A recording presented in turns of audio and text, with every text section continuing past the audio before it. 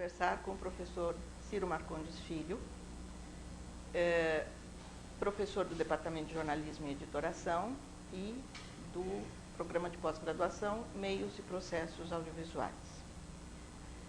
O professor Ciro é o construtor, o desenvolvedor de uma nova teoria da comunicação. E nós vamos lhe perguntar, então, o que seja essa nova teoria e qual a revolução que ela pode trazer para o pensamento na área das comunicações e das artes. Professor Ciro, eu lhe pergunto, em primeiro lugar, qual é a sua trajetória dentro da ECA? Muito bem, eu fui aluno aqui da ECA, da segunda turma, a turma que iniciou em 1968, e fiz parte, então, do pessoal que entrou na ECA junto, praticamente, com o movimento estudantil. E, nesse período, eu estudei aqui, ao mesmo tempo que estudei também no curso de Ciências Sociais da Faculdade de Filosofia, né? Eu me formei praticamente nos dois cursos ao mesmo tempo, em 72, depois iniciei um mestrado na área de Sociologia, em 1976, e depois eu fui fazer a complementação acadêmica no exterior, na Alemanha, estudando em Frankfurt. E a minha pergunta agora é, com essa trajetória em duas áreas, não é? A área de comunicações, que é uma área de reflexão, mas também de produção, não é? E a área de ciências sociais, o que motivou nessa confluência, na sua experiência e com a sua trajetória, inclusive, fazendo um pós-doutorado na Alemanha, fazendo doutorado e um pós-doutorado na Alemanha, na área de filosofia, o que motivou esse esforço de 40 anos, quase, na construção dessa nova teoria? Bom, quando eu comecei aqui na ECA, eu tinha, de fato, uma intenção muito grande de estudar comunicação, né? E percebi que não se dava, ou não havia cursos aqui que correspondiam à minha expectativa.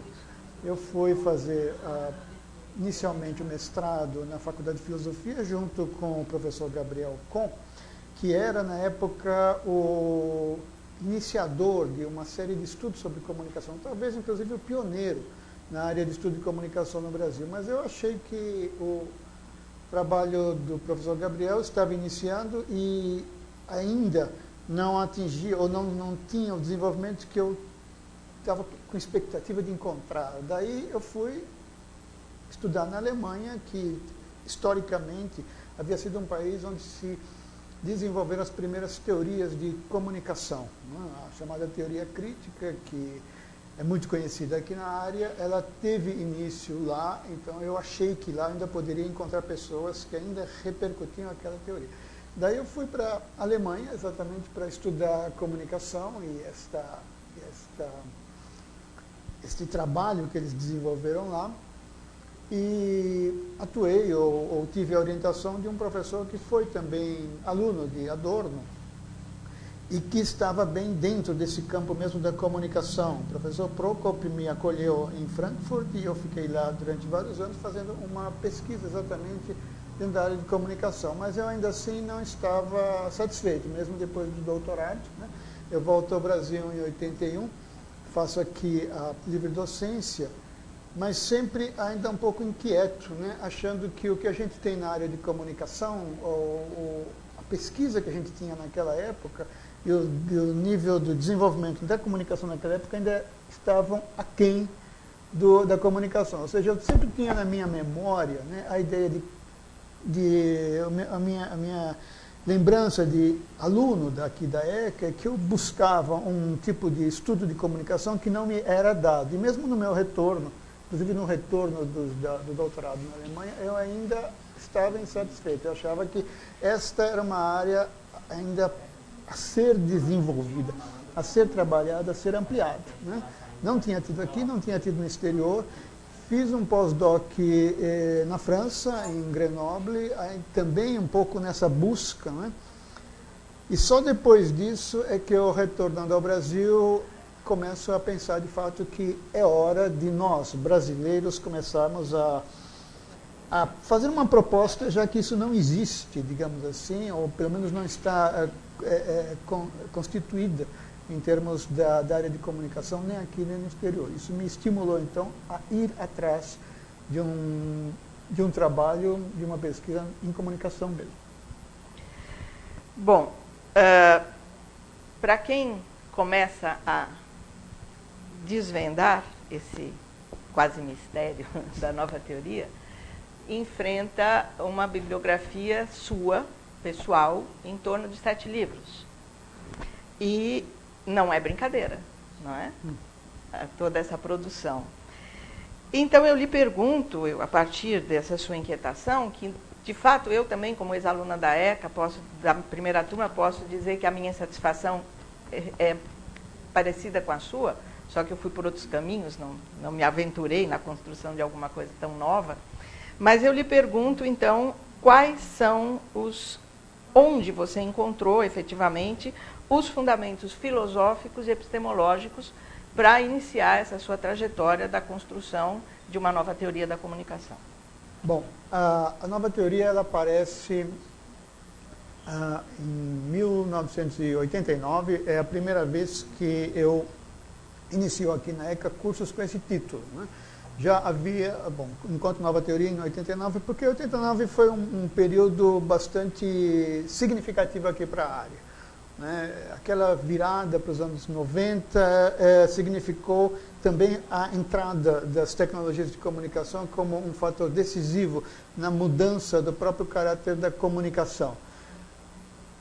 Eu me lembro que naquela época havia uma afirmação do Eco, né, do Humberto Eco, né, que dizia que as teorias de comunicação estavam em ruínas e que era preciso refazer toda uma leitura sobre a comunicação.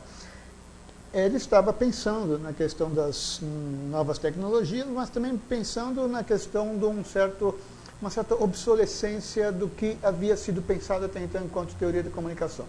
Começamos então aqui na ECA, em 89, uma série de muitos cursos sequenciados sobre esse título, Nova Teoria da Comunicação. Primeiro, para tentar rastrear o que tinha na área a respeito, ver o que ainda era aplicável, o que ainda era, digamos assim, de utilidade, e então adicionar as novas contribuições. Começamos trabalhando na área de pós-graduação, e aí vieram uma série de contribuições, né, de várias áreas, e o primeiro momento nosso foi fazer um pouco esse tipo de desbaste, né, vamos chamar assim, que excluir, né, aquilo que já se tornou antiquado, fora de época, que não é mais utilizável, e tentar trabalhar o que estava sendo lançado como material atual no exterior, né, e aqui também, e trabalhados aqui na ECA. Então, o primeiro momento foi um momento de, digamos assim, de limpeza diária, né? Os anos 90 foram anos em que o núcleo em que eu atuava aqui na USP publicou alguns livros nessa direção, né? O livro talvez mais conhecido ou mais utilizado na época foi o Pensar, Pulsar, que foi uma coletânea de textos introduzindo já uma nova leitura da comunicação. A partir do ano 2000, a gente inicia praticamente o processo mesmo de construção da nova teoria, né? Aí é que vem estes livros, né, que você citou e que hoje constituem um conjunto de sete obras com esse título, Nova Teoria da Comunicação, divididos em três volumes, cujo último está sendo publicado agora e que fecha todo este conjunto de publicações, né? Então, nós temos aí uma reflexão direcionada à própria ideia de comunicação, porque a primeira questão que a gente se coloca é a seguinte: de que comunicação estamos falando quando a gente fala de comunicação, né? Porque o que havia na área até então era uma grande mistura de conceitos, concepções, ideias de comunicação. Então, cada um interpretava a comunicação de um jeito, né? O que a gente buscou aqui foi fazer esse tipo de redução, né, ou uma certa forma de centralização dentro de um conceito de comunicação que pudesse ser aplicado às várias formas de comunicação, tanto eletrônicas quanto interpessoais, né, presenciais, né, quanto dos grandes meios de comunicação. Esse foi primeira questão nossa, né? O primeiro trabalho nosso foi ir atrás de uma ideia de comunicação que fosse abrangente e, ao mesmo tempo, que ela não se limitasse a um conceito difuso e muito pouco preciso, né, do termo. Bom, nessa medida, você já está me dando algum tipo de construção, né, da teoria, o início da construção dessa teoria.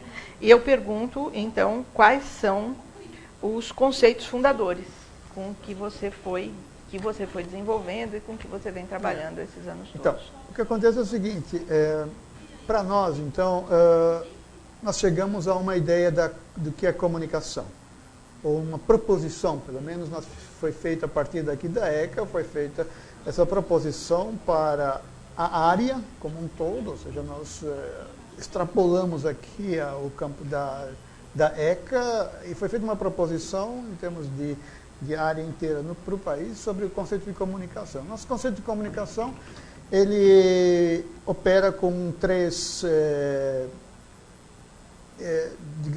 variantes básicas da comunicação, que são a sinalização, a informação e a própria comunicação, que são, digamos, três níveis de comunicabilidade, né?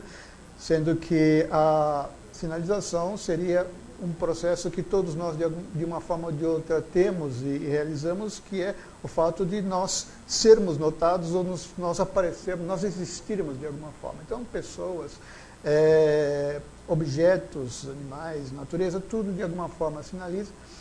Isso significa que todo o mundo, ou tudo que está ao nosso redor, de alguma forma, dá elementos para a nossa percepção, né? Percepção também é um conceito importante aqui no nosso conceito, e significa que nós, estando no mundo, nós temos condições de perceber tudo que está ao nosso redor.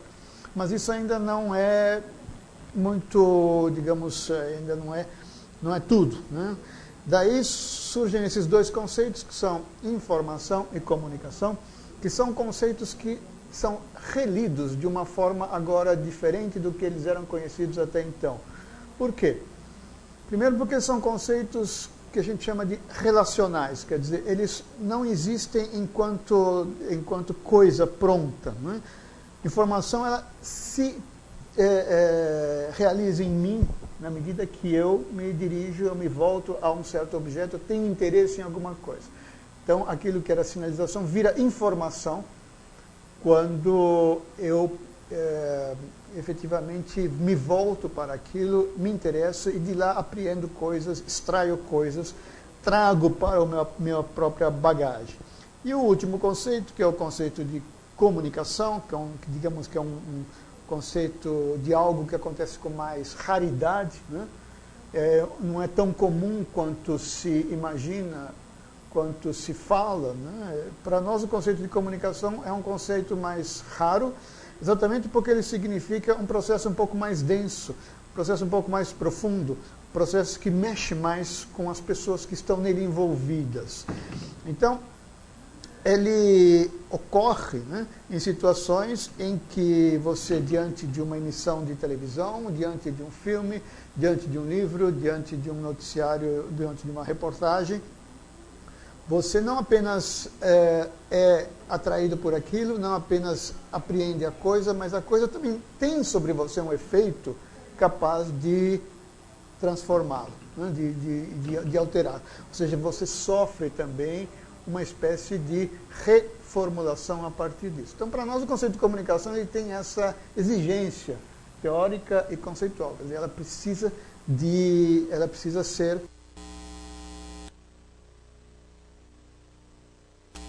Isso quer dizer o seguinte... Professor Ciro, eu poderia dizer que há um momento em que a informação ganha densidade? Ela ganha... algo que se soma às coisas que nós já possuímos, né? Ela não é apenas algo que acrescenta, né? Ela também é algo que interfere em todo o nosso repertório, introduzindo mudanças, introduzindo uma nova maneira de a gente se relacionar com a coisa. Então ela tem esse caráter de poder transformar. E isto só acontece na medida em que a pessoa que está diante de um fato comunicacional, ela, digamos assim, ela cria condições para absorver isso. Ela se abre, vamos dizer assim, para aquilo que está acontecendo fora dela, né? O que é um outro conceito que para nós também é muito importante, que é o conceito da alteridade. É preciso que algo diferente de nós nos impacte para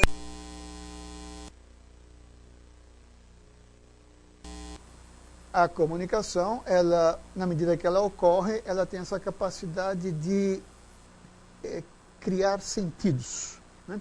Isso separa muito o conceito de comunicação do conceito como ele é usado, por exemplo, nas ciências biológicas, nas ciências físicas, etc., como mera ligação de coisas. Não é mera ligação. Ela tem esse caráter, para nós, nas ciências humanas, de não só estarmos ligados às coisas, mas essas coisas produzirem novas maneiras de nos relacionarmos com o mundo que está ao redor, né? Isto é, a comunicação é um fenômeno mais raro do que a gente costuma imaginar. Ele é mais Seria raro, mais raro, e ele qualitativamente produz resultados diferentes, né, daqueles que são a nossa relação com as informações do cotidiano, né? Geralmente a gente busca informações mais para nos movimentarmos, para nos formarmos opinião, para agirmos no cotidiano. Ou seja, precisamos das informações para a nossa ação, para a nossa conversação, para o nosso diálogo com o outro, para, digamos assim, complementar nossas ideias. A comunicação ela é um pouco mais exigente, ela vai um pouco mais além. Ela não serve apenas de reforço e algo que adiciona coisas para nós. Ela vai em busca também de uma alteração qualitativa na nossa própria maneira de ver e se colocar no mundo. E pela sua exposição, a comunicação é alguma coisa que acontece, não é? Ela é um processo vivo. Exatamente. Nessa medida, eu me colocando aqui também como pesquisadora, como uma pessoa que pensa a comunicação, vejo que a gente estuda menos comunicação do que a gente imagina, considerando comunicação com essa densidade que você está dizendo, porque a gente trabalha muito com uma comunicação estática, vamos dizer assim, que a gente congela para analisar. Na medida em que ela é um acontecimento vivo, para que ela realmente se processe, ela precisa ser um acontecimento vivo, isso muda muito a perspectiva de leitura e de desenvolvimento de conhecimento em torno da comunicação. Isso é muito importante, esse comentário seu, pelo seguinte, nós trabalhamos no conceito de comunicação muito diferente dos conceitos convencionais, que normalmente tinham a comunicação como uma espécie de tema ou objeto de estudo, por exemplo, de outras áreas, né? Uma sociologia, uma antropologia, uma ciência política que olhava a comunicação e faziam esse tipo de trabalho que você está descrevendo, faziam um tipo de diagnóstico ou quadro. Não é isso, né? Nós olhamos a comunicação de uma forma totalmente diferente. Comunicação é um fenômeno, é algo que acontece. E nesse acontecer você participa, você vivencia, você está dentro dele, você está sentindo a coisa pulsar, né? Então, dessa maneira, a comunicação ela é algo que tem uma existência muito, muito presente em nós, quer dizer, é algo que a gente sente ela acontecendo, né? A gente sente os efeitos dela repercutindo sobre nós e no momento em que ela está vindo. Por isso, a nossa maneira de encarar a comunicação é exatamente muito própria e muito específica. Nós estamos tentando expandir, digamos, esse campo, esse continente inteiro, que é o do fenômeno da comunicação no momento em que ele está acontecendo e trabalhá-lo ali. É um olhar muito próprio, muito específico, muito diferente do que se tem de comunicação. Ou seja, ele contém esta energia do momento, essa vivacidade da coisa acontecendo. Por isso, a maneira de trabalhar a comunicação, ela difere, digamos, de outras áreas humanísticas e cria aqui para nós um campo muito próprio que não é ocupado ainda pelos outros saberes. Né? Bom, agora aquela pergunta acadêmica que não quer calar. Métodos para fazer esse o que eu falei até agora foi meramente uma definição do conceito da comunicação. Né? E essa definição, na medida que eu tenho exposto aí em várias partes, inclusive em muitos estados brasileiros e até no exterior, ele não causa muita polêmica, ele não causa muita divergência, vamos chamar assim. Ele tem sido aceito. Agora, a pergunta seguinte é, bom, então vamos pesquisar isso, vamos pesquisar qual é o formato. Isto é também uma nova proposta, ou seja, o que nós criamos, o que nós estamos propondo é uma outra maneira de estudar a comunicação. E quando você fala de método, né, nós temos uma certa cautela em relação a essa palavra. Né? Método é sempre visto como algo que vem antes da pesquisa e meio que prepara todos os caminhos da pesquisa. Nós evitamos isto. Se nós encaramos comunicação como uma coisa que está acontecendo, uma coisa viva, uma coisa pulsante, nós não podemos ter algo já pronto na nossa cabeça para, digamos assim, sobrepor a isto que está acontecendo. Então nós criamos um outro meio, uma outra maneira de estudar a coisa. Nós vamos estudar a coisa, sim, mas a nossa maneira de estudar a coisa é construindo esse nosso próprio caminhar durante o acontecimento comunicacional. Nós vamos junto, nós acolhemos os resultados enquanto a coisa está acontecendo. Né? Nós demos o nome de metáforo a este procedimento porque ele, diferente do método, né? que é uma palavra que em sua raiz está inscrita a palavra caminho, né, que é o odos, né, nós criamos o poros, que é um termo que no grego antigo, ele significava também uma abertura um pouco mais flexível, né, como, por exemplo, a abertura que faz um barco quando ele corta a água. Né, ele abre ali na hora, mas logo em seguida a coisa se desfaz novamente. Ou seja, nós estamos trabalhando com uma maneira de pesquisar que vive o acontecimento junto com ela. Eu construo o meu instrumental de pesquisa enquanto eu estou pesquisando. Isso dá à pesquisa muito mais agilidade, vivacidade e atualidade. Mais ainda, o pesquisador, o estudante, na medida que ele está envolvido com isto e vivencia isto, ele sai muito mais enriquecido da pesquisa. Ele sai de uma outra maneira dessa pesquisa, com vontade de ir mais além, de investigar mais, de, digamos assim, de presenciar e viver a coisa de uma forma mais rica. É muito diferente, né? O resultado, você não sai com um produto, digamos assim, pronto, já seguindo um modelo pré-determinado. Não, você sai com vontade de continuar, né? Você sai com aquela coisa assim de, eu quero fazer mais. Isso que eu tenho sentido nos alunos de graduação, nos meus orientandos, essa coisa, né? esse despertar da vontade de pesquisa. Né? Ou seja, o gosto pela coisa é revitalizado com essa nossa proposta. Eu, nos momentos em que eu tive contato, né, com essa nova teoria, um contato em público com alunos ou em eventos, e principalmente no evento dos 10 anos de Filocon, né, que aconteceu há 2 anos atrás, o termo que se ouve, né, o espanto das pessoas, tem sempre a mesma frase. Mas isto é uma libertação. Eu sou uma das pessoas seduzidas por essa libertação, não é?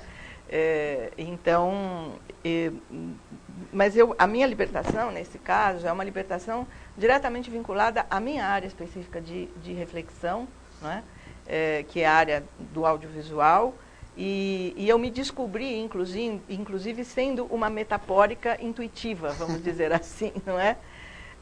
Então, eu queria lhe perguntar, dentro da sua trajetória, da sua divulgação, inclusive, dessa nova teoria e das pessoas que buscam esse caminhar juntos, né? Porque acabamos virando um grande grupo que está tentando caminhar junto, o que você poderia dar de exemplos ou sugestões, ou enfim, informação a respeito da aplicabilidade ou da aplicação mesmo desse novo pensamento sobre a comunicação, que é o pensamento de que a comunicação é um acontecimento que precisa ser analisado como tal, com um instrumental metafórico, não é?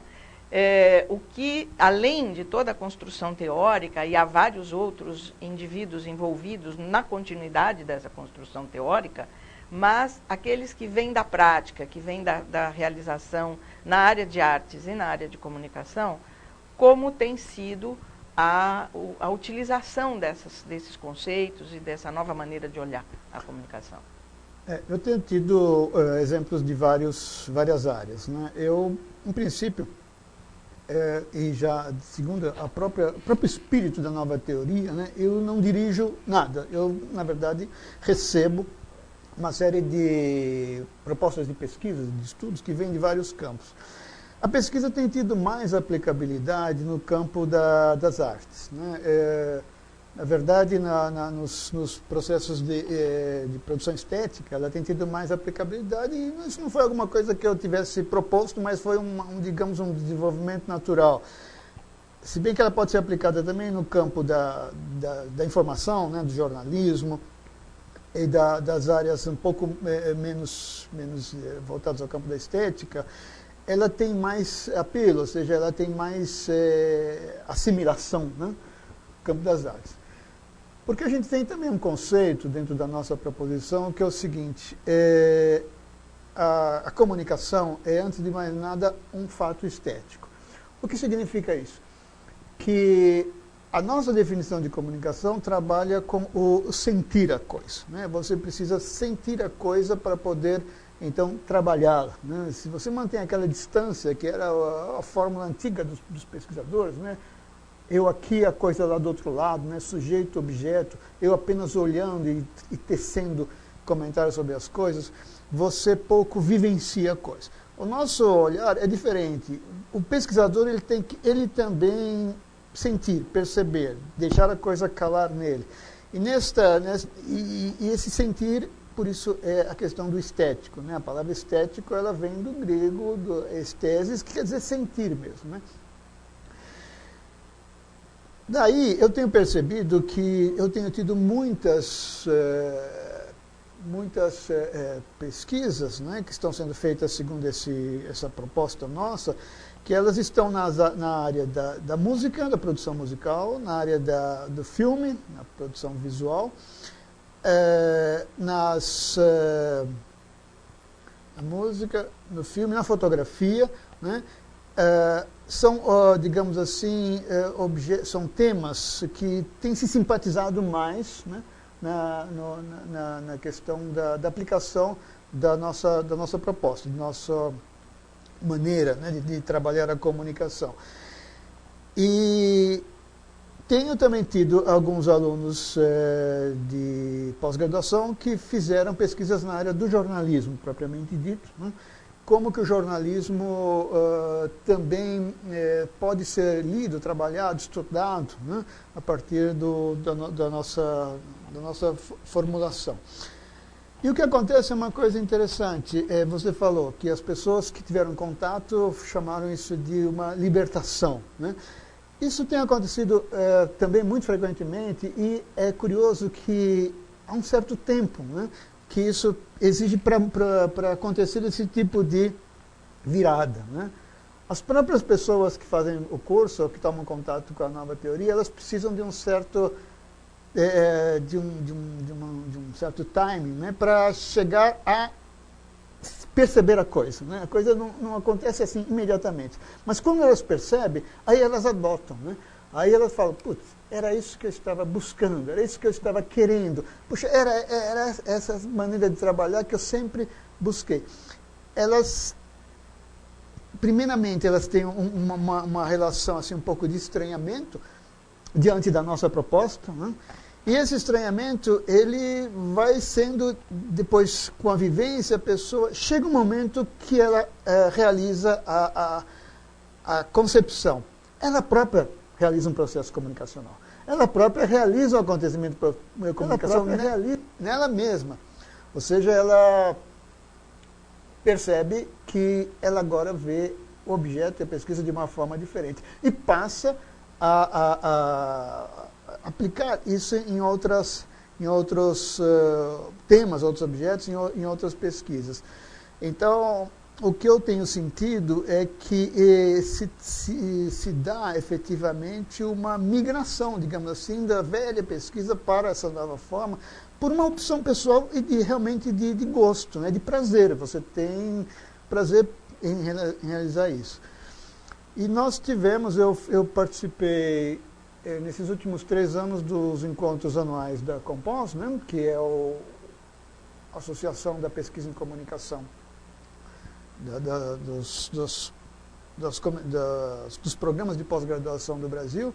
E nesses últimos anos eu tenho apresentado os resultados das pesquisas, né, nos estudos que têm sido feitos, por exemplo, em shows de música. Esse é um tema muito buscado, né? As pessoas querem saber o que está acontecendo, que comunicação é essa que ocorre num show musical. E participam e vivenciam e sentem as pessoas e conversam com as pessoas e buscam saber exatamente o que as pessoas vivenciaram naquele momento, tanto o público quanto os próprios executantes, porque entre eles também ocorre um tipo de circulação comunicacional própria deles, que eles se acertam, se ajeitam, encontram novos caminhos. E eles têm tido resultados interessantes nesse sentido de você conhecer um pouco como se dá este momento da comunicabilidade ali quando toca uma música, né? Ou quando toca um rock, ou quando toca alguma coisa, mesmo músicas clássicas, né? Muitos estudos têm sido feitos nisso. Como é que você apreende isso? Porque o objetivo da nova teoria é exatamente trabalhar esse momento da apreensão, da fruição, momento que a coisa bate em você e te mexe internamente. Não pelo referencial das ciências cognitivas, né? Que isto, tudo bem, eles têm as pesquisas deles, mas eu considero isso ainda muito, digamos, trabalhando muito do ponto de vista fisiológico, não exatamente do ponto de vista nosso, que é mais filosófico e cultural. Este é o meu objetivo. Quer dizer, conhecer um pouco como a coisa rebate em mim, né? Seja uma tela, né? Que eu de repente me deparo com ela num museu e que fica na minha cabeça, mexe comigo. Altera inclusive meu padrão estético, né? Ou de uma foto, né? Eu me preocupo com esse momento, né, da comunicação em que você é atingido pela coisa e a coisa muda o teu mundo. De uma certa forma, isso que você está descrevendo é aquilo que o teatro ao vivo, né? Não posto numa tela, é a tal da arte efêmera. Isto é, cada sessão de uma peça é uma nova peça. Né? A relação entre os atores, a relação dos atores com o público, o esquecimento do texto, o caco. Né? Exatamente. É um fato absolutamente único. Né? É um acontecimento. É por isso que esse tipo de pesquisa ela não tem aquele processo que as outras ciências têm, que é o da chamada iteração, possibilidade de repetir. Você nunca vai repetir. O acontecimento é só uma vez, é aquele. Você vivenciou, você participou, você vai descrevê-lo, você vai expô-lo, né? Mas ele não tem retorno. Cada vez é uma coisa diferente, mesmo que seja o mesmo tema, mesmo que seja feito com a mesma intenção, como é a peça de teatro, que a cada dia se repete, mas não se repete, né? Os próprios atores sabem, né, que um dia é diferente do outro, né? Você tem uma resposta de público diferente, você tem uma interação ali, outra, você tem um resultado absolutamente distinto em cada vez. E é isso que a gente procura identificar, que as coisas, de fato, elas acontecem naquele momento e no momento seguinte já vai ser um outro processo que estará acontecendo, né? E, bom, professor Ciro, diante de tudo isso, eu lhe pergunto em que medida, né, porque a sensação que dá vendo ouvindo e conhecendo o seu trabalho e tal, e conversando, interagindo com outras pessoas que estão nesse ritmo, né, de pensar a comunicação a partir da nova teoria, já há alguma repercussão disso em outras áreas das ciências humanas, fora da comunicação? Eu não tenho essa resposta, porque eu também acho que é o seguinte: eu não sei se as outras ciências elas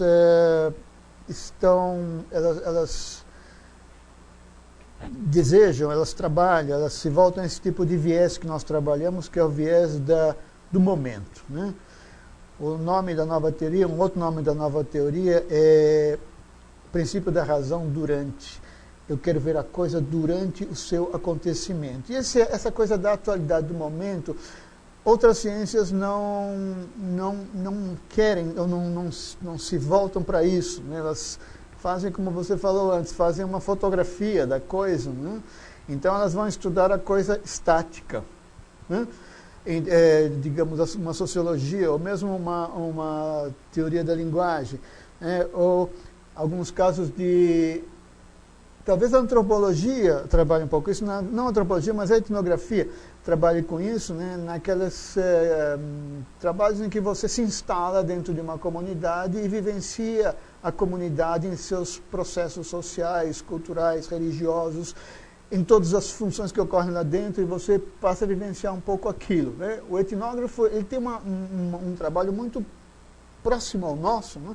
Só que ele não está incomodado, não está centrado na identificação de fatos comunicacionais e na capacidade de isto alterar as pessoas ou a própria instituição. Eles fazem, digamos, quase que uma vivência ali interna que vai render, digamos assim, uma descrição e até uma tentativa de explicação de fatos que acontecem lá dentro. Então, nas outras áreas do conhecimento, eu tenho a impressão que a aplicação dessa proposta é menos buscada, né?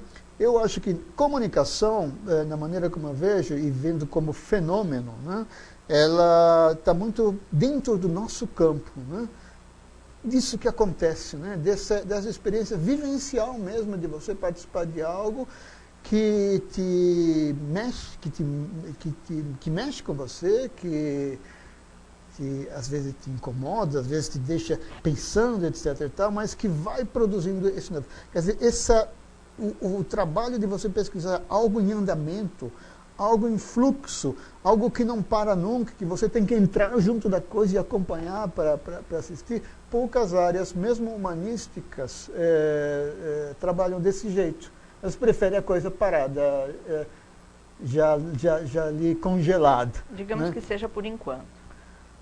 Pode ser que elas também adotem, né, essa nossa forma, que eu acho que é muito promissora e está muito sintonizada com a nossa necessidade atual mesmo, que é uma necessidade de contínua renovação. Quer dizer, uma das propostas da teoria é essa, que ela nunca vai se assentar de fato, ela vai estar sempre produzindo fatos novos e de acordo com o novo momento. Então ela tem um pouco essa busca de permanente atualização. A ideia de uma teoria em movimento é realmente uma ideia que a gente precisa se acostumar com ela, né? Porque teoria tem um pouco um caráter de coisa estática, de coisa estruturada, determinada, já devidamente aprovada, vamos dizer assim, para se constituir como tal e servir de parâmetro para reflexão, para observação, não é? Então, a proposta de uma teoria em movimento não deixa de ser uma proposta bastante diferenciada, né? Exatamente, porque nossa questão é pegar o objeto vivo, né, em sua vida. O que faz, em geral, faz as outras teorias é um pouco matar esse objeto, quer dizer, entre aspas, você domestica, você aprisiona, você fecha dentro do teu quadro teórico e ele não é mais, ele deixa de ser. Então, o nosso olhar nós não vamos interferir ali, nós não vamos alterar, nós vamos deixar a coisa acontecer e a teoria que vai se renovando aqui. Quer dizer, uma teoria dentro desse aspecto que ela não pode assentar quando ela assenta, quando ela para, ela perde a sua força e a sua atualidade, ela vira uma coisa. Eu acho isso diz muito da demanda do mundo contemporâneo, né? Porque o mundo contemporâneo os processos do mundo contemporâneo são muito rápidos, né?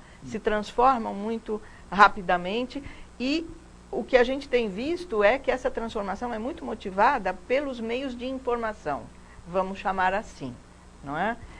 Das quais as pessoas se apropriam, e transformam a sua atuação em sociedade a partir dessa apropriação. Então, me soa como uma coisa um instrumento muito adequado ao ritmo do mundo contemporâneo. Você veja, por exemplo, as nossas faculdades de comunicação. Com que elas trabalham hoje? Você vê que tipo de bibliografia? Normalmente são materiais de outra época, de outra fase. Há uma defasagem muito grande na área, né? E se a gente observa os colegas e o material com que eles trabalham, a gente vê que muitas daquelas coisas hoje estão ficando cada vez mais distantes do nosso quadro real. Então, falta na área um pensamento, como você diz, em movimento, né? Que construa teorias a cada nova mudança, ou seja, que ele esteja em fase, ele esteja equiparado, esteja assim, sintonizado e paralelo ao desenvolvimento, não só da tecnologia, mas da sociedade que está usando a tecnologia, de todos esses jovens aí que estão usando todos os aparelhos, os programas, as plataformas, que estão numa outra rotação que a teoria tradicional não acompanha. Sim. Porque ela está sintonizada com uma época que já está desaparecendo. Então você precisa de um pensamento que venha junto. Um pouco essa é a nossa, digamos assim, nossa ambição, né? nossa intenção de construir isso, esse pensamento que cria um saber, que cria um conhecimento, mas que não perca a relação cronológica com as coisas, que seja um saber que você hoje aplique para as coisas que estão acontecendo exatamente nesse momento. E isso é, obviamente, uma demanda específica da área de comunicação, porque para ser comunicação a gente tem que estar com aquilo que está acontecendo, né? Não é para estudar a comunicação de ontem, mas a gente tem que ver a comunicação de ontem, como ela se deu, como nós chegamos até aqui. Quer dizer, não estamos... Eu acho que é muito importante deixar claro que não se está eliminando este campo já construído, não é? Mas a proposição é olhar para esse campo já construído com um novo olhar, com um olhar contemporâneo, que eu acho que é uma coisa bem difícil, bem complicada, enquanto postura do pesquisador, postura do indivíduo que está refletindo sobre o seu momento. Exato. E quando você fala de comunicação, não é à toa que a nossa área hoje ela é muito citada, falada, comentada e atual. Ela, de alguma forma, ela carrega em si, né, este compromisso, né, da temporalidade, de estar junto com a temporalidade. É claro que você pode estudar um processo de comunicação a partir da história. Então, como é que foi a campanha eleitoral de tal ano em tal lugar? Mas você estará sempre fazendo um tipo de relato, né, de algo que foi, né, que teve as suas consequências, seus desdobramentos.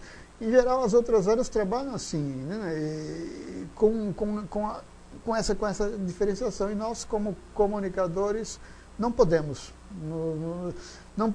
usar o referencial deles, ou seja, continuar a ficar usando o referencial deles, mas construir esse nosso que é muito específico. Sim. Que é muito acoplado a uma necessidade de estar em fase com o tempo atual, né? E não perder isso de vista, ou seja, um saber sempre que se produz no momento da realização da própria comunicação. Bom, nós estamos chegando já no nosso tempo e eu queria, esperando que tenhamos conseguido motivar a nossa audiência, né? E aí eu lhe pergunto, nós estamos falando aqui de 7 livros, né? Que é sobre a nova teoria, Princípio da Razão Durante, né? E esses livros são acessíveis, facilmente encontráveis, estão à venda, estão nas bibliotecas? Os livros está sendo publicado agora o último volume dos 7, né? Esses 7 volumes compõem, 7 livros na verdade compõem 3 volumes, em que o volume 1, que foi refeito agora e que está saindo agora pela editora Paulus, esse primeiro volume ele é uma síntese e, ao mesmo tempo, uma forma mais simplificada de expor a nova teoria, né? Eu fui, durante muito tempo, trabalhando esse texto nos cursos de graduação aqui da ECA, e o que aconteceu foi que, a cada ano, eu corrigia esse texto, atualizava, e ele redundou nesse livro que saiu agora, que é o volume 1 da Nova Teoria. Que é um livro pequeno, mais ou menos acessível em termos de linguagem, né, e que espero, né, possa ser mais lido, né, ou possa colaborar para a maior divulgação da nova teoria. O volume 2 saiu já há algum tempo e trabalha o conceito de interpretação, o conceito de sentido, o conceito de lógica na comunicação.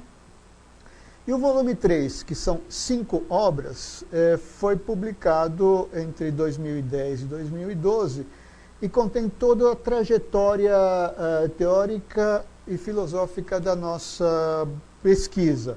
Ele vai caminhando desde os antigos pensadores, os antigos filósofos, passa pelo pensamento fenomenológico, depois faz uma revisão da teoria crítica da comunicação, chega até os pensadores do círculo cibernético, que são os pensadores que reformulam e revitalizam um pouco o conceito de comunicação, o tornando, vendo a comunicação nesse sentido que a gente olha como comunicação como relação, e o último volume, chamado Conceito de Comunicação e a Epistemologia Metafórica, que é uma espécie de adensamento, uma espécie de aprofundamento, né, da nossa proposição. Então, 7 livros que estão agora sendo trabalhados como um pacote mesmo, né, que nós pretendemos usar para aqueles que são interessados terem, né, o conjunto desta obra, que vai, digamos assim, que está sendo terminado exatamente neste momento. Ok. Muito bom, queria agradecer então ao professor Ciro, queria deixar a provocação, vamos dizer assim, o convite, o entendimento da nossa plateia imediata e futura, de que nós estamos aqui para exatamente trazer esta dinâmica, não é, do trabalho que se faz dentro da Escola de Comunicações e Artes, de construção, no caso, a construção de uma nova teoria, ou a aplicação dela em novos achados comunicacionais, estéticos, artísticos, e eu convido a toda a comunidade da ECA a se apresentar a nós para a gente programar outros diálogos desta natureza com outros tantos construtores de conhecimento que estão há mais de 40 anos trabalhando nesta escola. Até mais.